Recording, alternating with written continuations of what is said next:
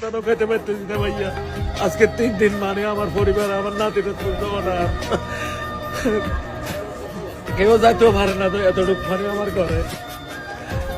এখন এটা বাড়ি যদি হাড়ি গুলা বিক্রি করি কিছু নিবো, এটা হাড়ি ভাইয়া।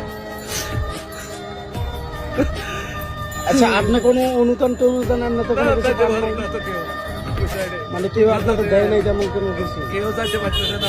এটা আপনার এলাকার নাম কি? আমার এলাকা তো পালিগঞ্জ নিয়ে দুমসন্তা বালিকা যে এদিক থেকে ওই লিয়েছেন আমরা আপনি আমরা পেয়ারা লিয়েছেন।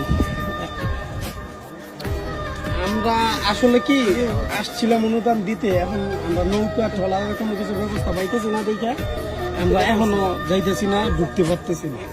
তো আমরা লোক গেছে, আমাদের লোক গেছে নৌকার জন্য, নৌকার যদি ব্যবস্থা হয় খোঁজ নিয়ে মানে একটু ভিতরে ঢুকলে ভালো হবে।